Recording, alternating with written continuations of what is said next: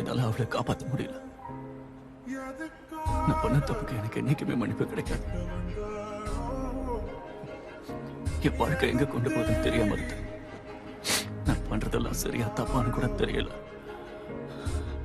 அவளுக்கு இந்த வாழ்க்கை தான் பிடிச்சிருக்குன்னு நினைச்சு ஒரு சூப்பர் ஹீரோவா பல தப்புகளை பண்ண ஆரம்பிச்சேன். அவ என்னை விட்டு பிரிஞ்சதுக்கு அப்புறம் என்னை நான் மொத்தமா மாத்திக்கிட்டேன். உனக்கும் என்ன மாதிரி வாழ்க்கை முடிஞ்சிருக்கும் பயம்.